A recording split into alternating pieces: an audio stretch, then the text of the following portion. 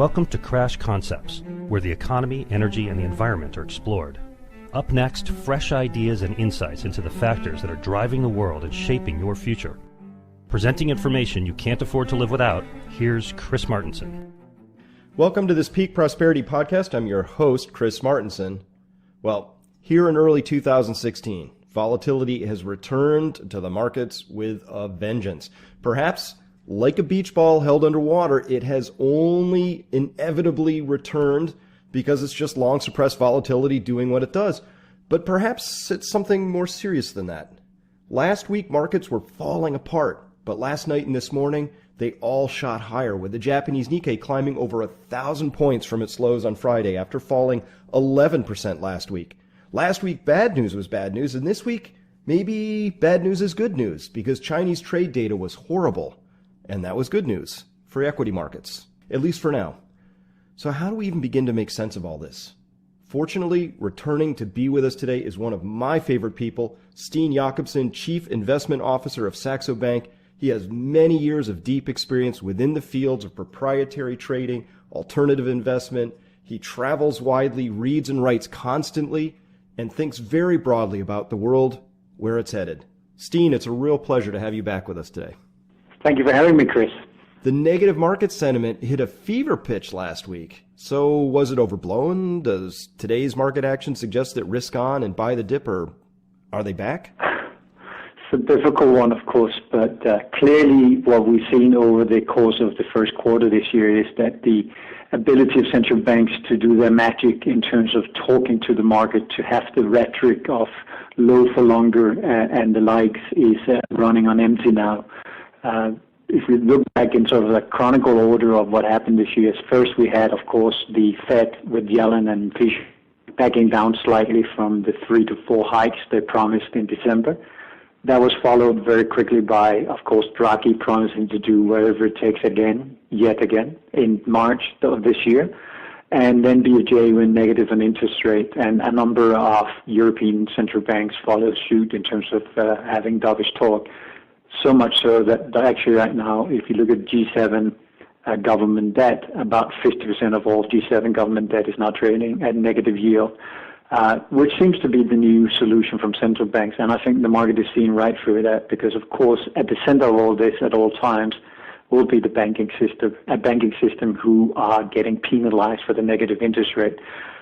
Coming from a country which has some experience with negative interest rates, what is really happening to the banking sector here is that as a depositor, I get paid zero to have my money in the bank. I should in reality be paying 30, 40, 50 basis points. So far, I've been cushioned by the banks. That cushion is costing the banks money. And likewise, that is the reason why negative interest rate is not having any bearings in terms of improving things. So very dramatically last week, I made the headline that to some extent in a monetary policy history, this could be the Berlin Wall coming down, because we've had, first the Bernanke put, then we had the Greenspan put, then the Bernanke put. That doesn't exist, a Yellen put for a number of reasons, not because of her, but just because time has run out. So I think that explains the volatility, and it also explains the hope this week, because oil is slightly higher, that drives the market higher.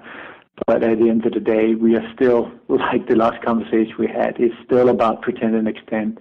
And the real question for an investor, in my opinion, is to ask yourself, is this merely the last extend and pretend, which is about to happen with Draghi coming full online in March and Bank BOJ doing another desperate action and the Fed backing down, or is it the end of the debt cycle? That is the $1 billion question right now.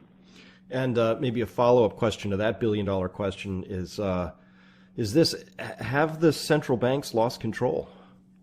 To say that lost control would imply that they don't have any ability to move the market. But they lost control in the sense that they don't have a model that works. And I think to a large extent, people are, and we all have been victims of over dramatizing and focusing on central banks. I think it's kind of morally sad, at least, that central bankers are now bigger rock stars than prime ministers and presidents of countries.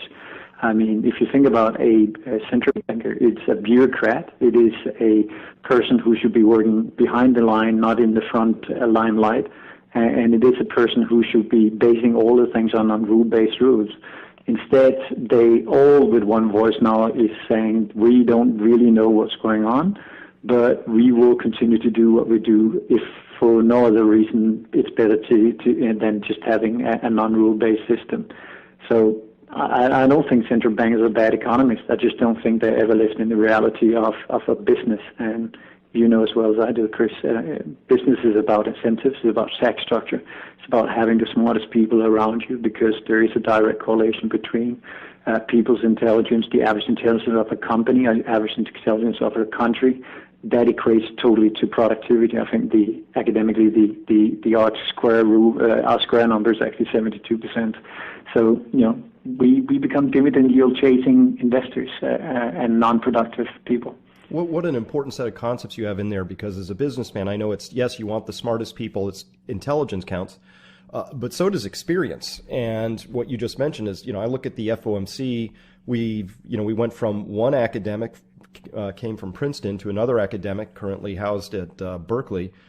We've got a couple of people with the right law degrees who are on all the right committees coming up through. We have nobody on the FOMC who's ever run a business, as far as I know. And so let's talk about these incentives. I have to confess, Steen, I am really confused by what is being attempted with negative interest rates, because if you carry it far enough, let's imagine Japan goes even further. Let's imagine we get to minus 2%. Let's imagine I can take a loan out at a negative interest rate. I'll do that all day long, Steen, but I'll take out a $10 million loan, earn $400,000 for not having done anything, and I won't do anything. I'll just sit around and collect my $400,000. I don't understand what the central bankers think they're doing, and my concern, and the question is, do we have people who are playing with something where they don't actually have the experience or the understanding of what they're really up to potentially?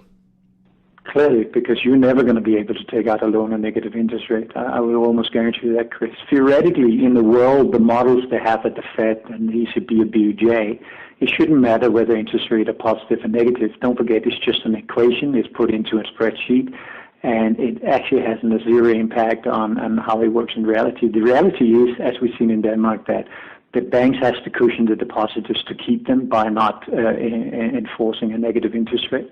And I can tell you, being one of the first countries with negative interest, there's no one in Denmark that pays negative interest rate. What we instead do, and what will also happen to you if you ever go to that sort of lower boundary, is that the fees associated with banking goes up. So theoretically, I agree with you. You can probably borrow minus 1%, Chris, but I guarantee there will be all sorts of administrative fees that will make sure that your actual interest rate will be 1 or 2% after the fee. So it's purely a game of assuming in a model. And I think that's where the big divide is. At least before, when they had the ability to lower interest rate, we could see that was feasible. But, Chris, you cannot go deep negative interest rate for all the reasons you schedule. And on top of that, even if the model was right and you would be able to borrow minus 2%, as you say, it would just be another credit boom on top of the single biggest credit expansion in human mankind's history. I mean, McKinsey made a report recently where they stated that there's been $57 trillion worth of new debt since the great financial crisis started in 08 or 09. Let's just say the number again, $57 trillion of new debt. Very little of the growth we see today is based on productivity, people being smart. It is very much based on the fact that we service debt. And the system is entirely dictated by a need to create liquidity. When you see the Chinese People's Bank of China selling bonds, U.S. bonds to finance their devaluing the currency, is all to do with the fact that they want to create liquidity to service debt. So I saw a paper recently that stated that 75% of all liquidity creating by central banks is used to service in-place existing debt. So think about it. Only 25% of all that new credit that is created is actually being used to give it to you, Chris, as a business person. The rest has been used to keep in place the debt burden of a company, a country, a whole region like Europe. That seems like such an obvious sort of a conclusion can be drawn from that, which is that there's diminishing marginal returns from credit expansion, but we don't know how to do anything else. And I saw that same McKinsey report, Steen, and what caught my eye was They said that in 2000 there was $87 trillion of debt outstanding. So in 2000, right? So all of human history up to 2000, we piled up 87 trillion. But between 2007 and 2014, that's where that additional 57 trillion went on. So that 7-year span accumulated pretty much 3/4 of the amount of debt that had been accumulated in the prior 2,000 years, or whatever long we want to start recording it. That's an astonishing thing. So how much of the pressures that the financial markets are feeling is simply a function of too much debt? Well, as we're still a low interest rate, the pain is not really there despite all the volatility we've seen. And the other thing you have to remember, which is sort of a paradigm, a paradox rather, if the numbers you just mentioned, if you divide that into the amount of assets in the world, you'll figure out there's actually 4 times more credit than there are assets. And most people will argue, well, for every dollar I have in savings, someone else will have a dis-saving, right? That, of course, is not true because you have the banking system having a multiplier effect on the world economy.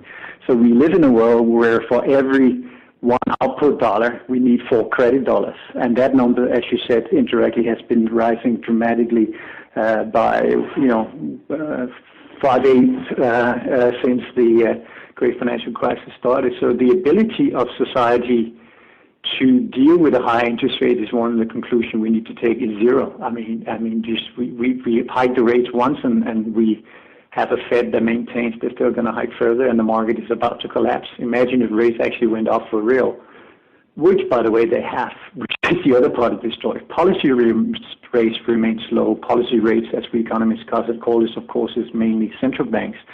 But the actual rate you as a business people is confronted, a business person, Chris, is confronted with, of course, is ever higher. Look at the triple C junk bonds. If you look even at the triple A rates, all of these rates has been rising dramatically, and they come with a higher volatility. So not only is it more expensive to borrow money, but accessing the money has also become more volatile, and then there's a tax on the ability to do it.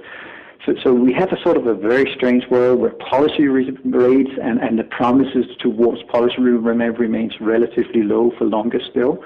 But I think privately the central bankers and certainly the market is very skeptic about the ability of low for longer to actually feed through into a process. And one thing that has happened since you and I talked last year is the fact in academic circles, certainly among central banks, the new paper which people are sort of using as the anchor for the academic studies is a new paper which is done on Japan. And that paper argues, yes, you can have a trickle-down impact on the economy from lower rates for longer. But if it happens at the same time, simultaneous with a relatively restrictive fiscal environment, as you have in the U.S., as you have in Europe, and vice versa, the negative impact from a fiscal austere sort of budget is much bigger than the trickle-down effect. So, they do know it both privately and academically, but to admit it is a totally different situation for central bankers. Well, if they admit that, isn't that, it feels a little like they're giving themselves an out, which is like, look, we did our part, but the fiscal side, those guys just forgot to deficit spend as much as they needed to. Is that true? But isn't that interesting? Because what is the first thing that Yellen and Fisher and Draghi always said at a press conference? It is exactly that. They say monetary policy cannot stand on its own. It has to be supported by fiscal policy.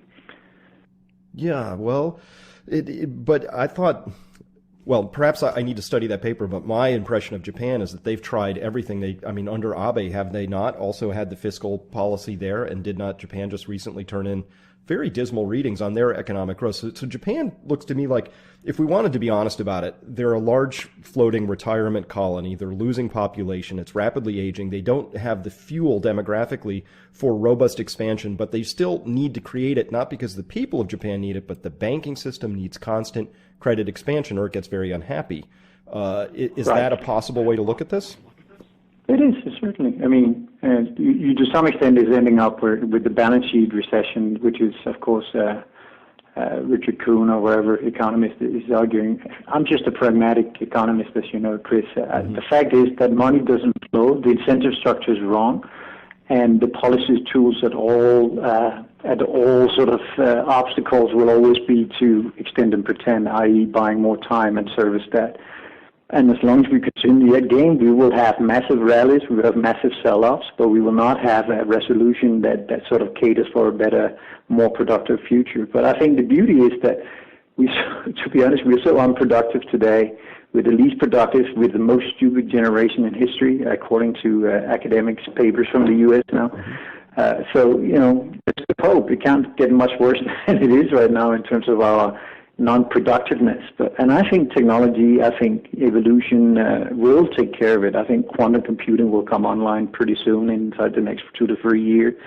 So I think there is a solution around the corner, but I also think we have this phase, the reality phase, the conversation you and I have, Chris, is, both being very critical of where it comes from. But for every 2 of us, Chris, you'll find 90 people who thinks that, monetary policy should be lower for longer, and it actually works, and putting praise on the central bankers every day on CNBC. So, we are a minority still. I mean, we will ultimately be right, but we may have to wait for a very long time before the cleansing comes, the forest fire that cleans the deck comes through. Well, certainly, because unfortunately, beliefs aren't changed with information. So I think we've got a very faith-based, belief-based system here, and that's why I was really asking, have the central banks lost control? I'm really asking, to what extent is it starting to seep into the wider consciousness that there are actual real limits to what central banks can and cannot do, leaving aside their own human frailty, weakness, lack of experience, stuff like that, but that ultimately, a small committee of appointed people is insufficient to really run a giant multifactorial complex system like an economy. I mean, come on. So when we look at that, what I'm coming up on here is this idea that there has been a change in the wind in the tenor of all of this, obviously. I think there's central banks are not out of bullets by any stretch. They've done things that are pretty amazing, but I think they could do more. But it sounds like you're saying under all of this that there's a crisis coming and that might be good for us. Yeah, it's very good. I believe in forest fire. Isn't it the sycamore tree they figured out it was about to be extinct? And they figured out the reason why that you in the U.S. only did you had the Forest Service that stopped all the forest fires. Mm-hmm. Yep. So the sycamore tree is a good sort of analogy to the markets. We need the forest fire. We need to create new light and cleaning up the mess in the underforest. And it may sound very traditional, it may sound very Schumpeterish, but the fact of the matter is, if you don't allow the business cycle to run, you will have artificial non-performing loans, as we just came from. You will have a steering rate, a policy rate, artificially low. You will have valuations which is based on Excel spreadsheet, where when you multiply with a number very close to zero, you get infinity. And that's not reality. Reality is if you have to pay higher wages to your employees, it has to be based on productivity. You're not against paying higher salaries. You're just against it as long as they're non-productive. All the basic rules of economics doesn't apply anymore at zero bound or at very close to zero. On top of that, 90% of what happens in the media and the reporting, even my very esteemed fellow economists, 90% of what they say is simply not true. I mean, there's so little fact-based analysis going on. There's so little scientific approach to analyzing things. The only thing you constantly hear in terms of monetary policy, but Steen, hadn't they done that, we'll be in a worse situation. I go like, okay, first of all, how do we know that? I mean, I can't prove a positive negative, right? So I think the whole science of markets, the whole science of politics, I think that is dramatically changed. And not only is it a forest fire, I think it's a true in Kuhn sort of traditional sense of a paradigm shift. There's a paradigm shift we stand in front of, because I think we're going to go back to far more practicality. I think central bankers of the future will be people who come partly from the business cycle, partly from academia. So you have that common ground of trying to do and do the least amount of damage to the economy. I mean, instead they're trying to have the highest impact on the economy in terms of persuading you and me things are fine. They should have the opposite goal, which is to do as little as possible to unsettle the market-based interest rate, the market-based incentive rule. But of course, they're being failed miserably by the worst crafted politician ever. Just look at the selection for the American president. If that's not the worst selection ever in history, I don't know what is. Well, sometimes you get the leadership you deserve. So there's a little, you can engage in some Schadenfreude from across the sea if you want. No. Listen, Chris. This is not just a U.S. phenomenon. This is a global phenomenon. So I could do the same in France with Marine Le Pen. I could do the same in Denmark with what is called the Danish Volkspartei. I could do it in Sweden. I could do it in the UK. There is a version of Trump or Sanders in every single country right now, and then I think the fact that we can find the similar characters in every economy also shows you sociology-wise the social fabric is about to give up. I mean, don't forget, you and I talk about this like it's like the most important thing in life. Meanwhile, less than 5% of Americans care about what we talk about. Less than 3% understand what we talk about. I mean, I saw one of the U.S. Today had a number. The economic illiteracy in the U.S. is 80%. Yeah. Chris, so also, why is it important? I mean, I also think we need to let people understand that an economy is a good thing. And just a final point, sorry for talking so much, but you talked about the multi-factor model. You know, I've been doing this for close to 30 years. What I live with is this. What I realized after all these years is I know nothing about the black box called the economy or the markets. What I can observe, however, is what we put into the black box and what comes out of the black box. So what goes into the black box, of course, is the cost of capital, which I think is the far most important input factor in anything you do in life, and the cost of unit labor cost, because, you know, everything being equal, human beings are part of the process in a lot of numbers. And the output is profit and productivity. And if you observe those four factors, which I think is most important, when the cost of capital is going up, the unit labor costs are certainly going up in the U.S., number of jobs is relative to population unchanged, and the profitability in EBITDA terms, so free cash flow terms, are and has been negative for the last 18 months. That's not a recipe for higher valuation of stock markets. Yes, the people want to believe the low interest rate can guarantee it, but there is an economic gravity. So instead of trying to understand the black box called the economy and the market, I think we look at the input and the output factors. Both set of data is actually supporting that we have a correction in the marketplace. Well, absolutely. And part of what happened inside that black box with all those incentives that you mentioned on the input side was CFOs came to the very rational conclusion that if they could borrow at 1% and retire stock yielding 2% and goose their share price in the interim with buybacks, that all made perfect sense. But in the meantime, you know, where have been the productive, the pieces that are going to lay the fertilizer for the next stage of growth in that forest? So if we go back to that forest fire analogy, I got to ask you, particularly about the European banks banking system. Look, we've all seen the drubbing that Deutsche Bank's shares have taken, but there's much more widespread weakness in a lot of bank shares across Europe at this point in time. My concern is that a little forest fire, which would have been great, I think, to have had a number of years ago, may be a crown fire at this point. Am I reading too much into what's going on? I really don't have any insight into what's happening at Deutsche Bank or why, but I'm hoping you can shed some light there. Well, I'm no expert on Deutsche Bank, but I think if you look at the too big to fail European banks and that universe, it's very clear that they have the capital structure is much stronger than it was in 08, 09 for sure. But there is a number of unaddressed issues, which is, of course, legacy costs from the FX scandal, the lipophane scandals, and the likes, and of course the U.S. Department of Justice is always on the heels of these guys. That's number one, and I think a number of these organizations has been very slow to adapt to a new world, and I think that the next phase will be that a number of major names you've been used to seeing in the U.S., they will close down totally in the U.S., partly because of regulation, partly because of the fines, and partly because they never ever actually made money in North America. And I think the risk and the penalizing of European banks that happened throughout the early part of this year is the fact that people look at the input factors and the output factors. So think about it, Chris. If you run a bank and the cost of capital is rising, could be partly good for banks. Unit labor cost is rising is also partly good because it increases the disposable income. But lower profit and realizations means lower bonuses and probably again lower salaries and lower growth overall. So lower top line growth with the two great growth engines of the world being China and the U.S., both of them operating at 2/3 of what is their maximum capacity. U.S. is barely making 2%, and China is barely making 6% these days. So China comes from 9-10, U.S. comes from 3 and change.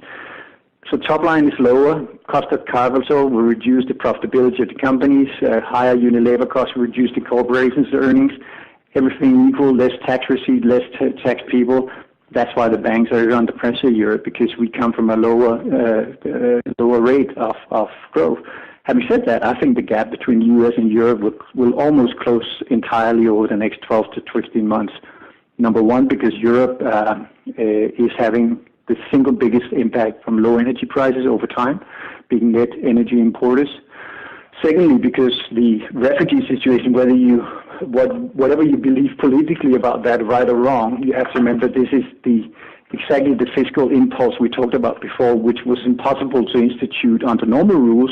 But now you have, refugees who is getting, salaries, getting money to spend to buy coats and education, infrastructure investment will increase significantly. I mean, Germany has 1 million people more now driving on the U-Bahn, on the freeways and the like. So Europe is going to close the gap on the U.S. in that respect. So you can argue that end of the day, the banking system, as you say, is entirely dependent on whether we get a forest fire. And if it happens, I think European banks are just as bad or just as poor as investment as the American banks will be. For now, the market seems, in my opinion, artificially that the U.S. banks are stronger. But having said that, who has the biggest debt mountain in the world? U.S. consumers, right? Mm-hmm. Well, absolutely. So, excuse me, let me ask specifically then about Italian banks. I was a bit floored reading in Financial Times that 18% non-performing loans, maybe another 15, 16% of marginally performing loans. But the 18% alone, isn't a banking system insolvent when it gets to a level of non-performing loans that are, I don't know, over the reserve ratio plus capital? I mean, is there any way to look at the Italian banks besides systemically insolvent at this point? See, that's interesting. It's two different business models. And of course, your conclusion from a balance sheet, if everything has to be liquidated, wouldn't be wrong. But you have to remember, a bank is a going concern as long as they have more deposit than they have outflows, right? So, and that's what makes a bank very different from any other companies. If you ran a company according to the Italian bank's rules, you have been closed a long time ago, Chris. But the fact is that as you have a central bank and ECB supporting them, they will have access to liquidity. And banks only die from illiquidity. They don't buy from bad loans. That get restructured. It gets delayed. It gets sold off in buckets of risk, whatever. So the issue with Italy, in my opinion, is not even the non-performing loan. It is the fact that about 80% of all government bonds in Italy is owned by pensioners, and is issued either as corporate paper indirectly through the banks, or banks the other way around, right? So you have an interdependency where by virtue of this interdependency, we have more risk to the sovereign risk of Italy than we had before the crisis, because what's happened ever since is that Italian banks has been buying BTBs, the Italian bond market, and they've been selling it to the pensioners and the savers of Italy. So they're all independent on the Italian bond market surviving into a world, as you say, with I think it's about $400 billion euros so worth of non-performing loans. The Italian economy, of course, is much, much bigger, but they are, like everyone else, coming back to the argument we keep having here, or the conclusion we keep having. So Italy needs to service the debt. Why do we do that? You create more liquidity, ECB goes deeper into negative, and we are on to another game of pretend and extend. Mm-hmm. So it can wash, rinse, repeat. Here we are. Well, last year when you were with us, you said that 2015 would turn out to be a lost year. I think you nailed that one. What do you say about 2016 then? I think that 2016 will be slightly different. I think it will be a year of two halves. I think the first half is always going to be very nasty due to what we discussed. Mm-hmm. But I think either we go that deep and get the correction and the paradigm forest fire in a mini, or we get some desperate policy fiscal tool, a global plan for infrastructure investments. Don't forget, we run a deficit of about $3 trillion worth of infrastructure investment every year, which means that if we don't invest the $3 trillion, we're actually getting a capital stock which is deteriorating, which can be seen in any U.S. airport, by the way, or New York Metro. It hasn't been renewed in 100 years. So I do believe there is, I think by the end of the year, you and I will be laughing at this year, and there will be good things coming out of this year, unlike last year. But right now, the market is very, very, very focused on the path of Fed Reserve. And the market can only focus on one thing at a time. First, it was China. I never believed that China would be a real issue. Is China having problems? Absolutely. Is it in the magnitude of upsetting the world like most American economies, the fund managers think? I don't think so. I think China is not a slow, it's not a hard landing. It's not a soft landing. I think it's a long landing, meaning it takes a long time, and we don't really understand with balance sheet approaches to what goes on. So it's China, it's oil, and it's fat. And, oil probably would need to trade 2022 before this route is over and they get desperate enough to have a real solution from OPEC. In terms of the global growth engine, both China and U.S. will be slow into the half year. And certainly China will, they constantly are lowering the cost of capital. They're trying to get things rebalanced. So maybe China can be the surprise at the end of the year. So we need two things this year to make it an okay year: a weaker dollar and China to be doing better than most fund managers in the U.S. seems to think they can do. Yeah, that's a big open question. I wish I had more insight into China. Peering from the outside, just looking at their growth in bank assets from 2007 to current, it's certainly one of the more aggressive, if not frightening, sort of accumulations. It's hard for me to imagine that they got $20 trillion of new loans out the window and they were all good loans to make. I think that's hard to do, given the magnitude of that compared to their economy. So, yeah, obvious open question. We'll see how they play that, but they've got different tools, I guess, than as a command and control economy than we would have. So, yeah, we'll see how that plays out. But so much sort of hinges on this idea of global growth. Recession indicators, they're all over the map. Where do you stand on the chance of a global recession this year? I think mathematically it's at whatever 15-20% likelihood, which means there are 80-85% probability it won't happen. But recession is just a technical term. Low growth, deflation is reality. And the U.S., ever since the great financial crisis, has not managed to have a single year above 2.25%. So we are in a low growth environment irrespectively, and that feels like a recession to wage earners, to Main Street, to small business people, and to central banks because they continue to be desperate. So I don't really think it matters where we go into a recession. The fact is that we are not moving away from a low interest rate deflationary environment.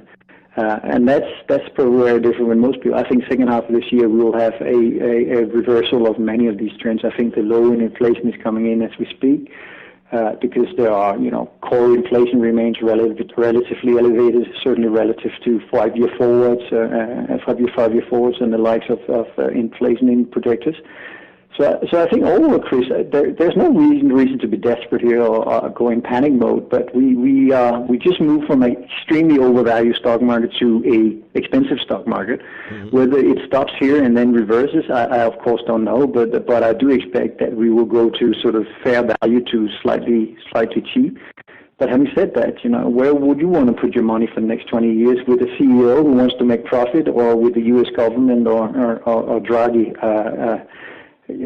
Offering you negative interest rate, I don't think it's something that works. So to some extent, whether we believe in it or not, as long as we have this negative interest rate environment, we need to be investing in equity, and inside equity, we need to be investing, in my opinion, and I think you agree with that, in stocks which are productive. So I think the very question you need to ask yourself right now in terms of technology and where to be in the market in stocks is to ask yourself, the product I buy, does that have a productivity component? For two reasons. Number one, because that is the survival of the product long term, which is at play. And if you are productive, by the way, you cannot be abrupted by another business model. As long as you're productive, the concept, of course, is that you have a marginal return on your capital, which is positive.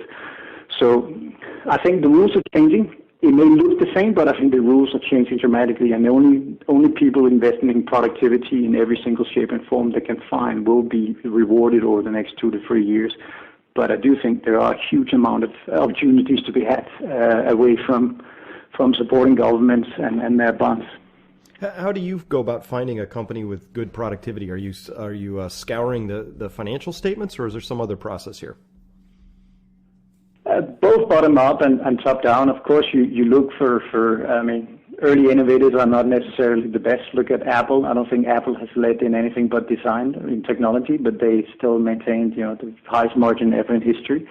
But for productivity terms, I look at companies which are, truly entrenched in the whole sort of business model of trying to save money for the users. Take a Honeywell, who is the world's controlling company in terms of doing intelligent houses, smart houses, whatever. So I think all of these things we need to do more work on. Until now, we just be buying Apple because we like the product. So we've been invested with our heart, if I can say so. Now you need to be doing it with your mind. But for me, the standout sort of sectors to look at remains mining and to some extent the energy sector, because I think I even touched on it last year. I think that's where the fundamental value is. All these companies are now priced to failure, and I do believe the dollar. I think the weaker dollar will lead to stabilization of the commodity market, and ultimately I think oil will move back to whatever range of $40, $50 on average for the next 10 years. So I think the world is about, and I think the world is being forced into a new recalibration and resetting of global fundamental value. In that process, not names in the unicorns of like are getting overpriced, and manufacturing productive companies at the other end is being mispriced. So for me, that's where I'm looking, Chris. I'm long the GDX index for a while. I like gold for the first time in a long time. I know you like gold always, Chris. Yeah, but I'm with you for once. But I'm rather by the mines right now than anything else, because I think lower energy cost is helping the mine productivity. They are reducing capex, which is going to create a diminished supply. So I'm looking for tangible assets, to be honest, Chris, and companies that delivers to the tangible asset. Infrastructure investment, and I think infrastructure investment is going to be huge. Any company involved in infrastructure over the next 10 years is going to make a lot of money. That makes sense, particularly if that fiscal meme gets picked up we talked about. So last question, then, you mentioned you think oil maybe goes lower. I'm of the oil at this price is destroying capital for everybody in the shale space. I don't believe for a minute any of these so-called analyses that say they make money at 30. That's true only if you cherry pick wells, but across the average of the entire plays, it's a very simple calculation to run. You only have so much oil coming out of these wells. They cost so much to drill. Your capital costs this. It's easy.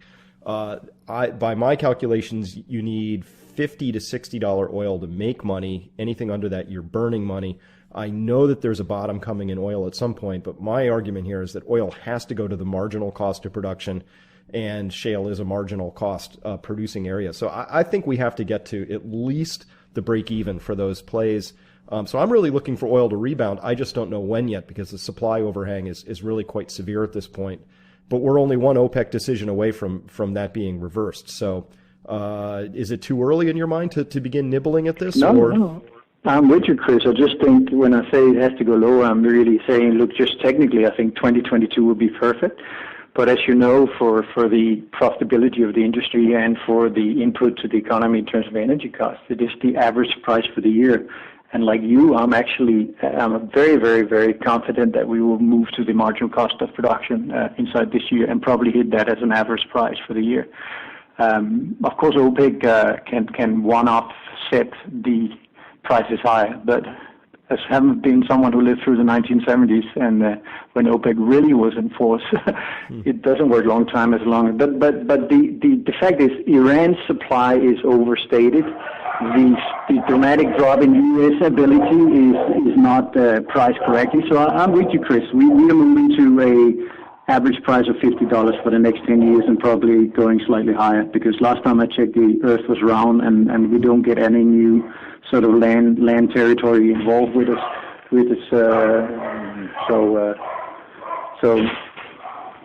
So yeah, I'm with you. And actually, one of our outrageous calls this year is oil to $100.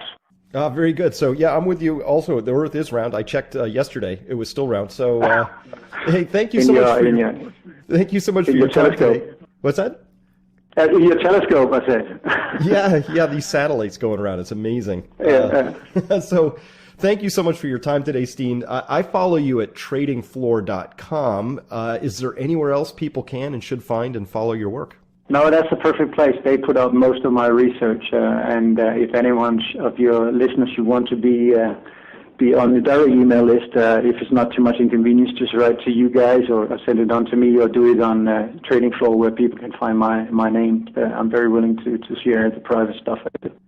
Fantastic. Well, thank you. I received those. They're just wonderful updates. I really appreciate the way you look at the world and also for taking your time to talk with me today. Chris, it's always a pleasure to talk to you, and thanks very much for you and your team for having me on.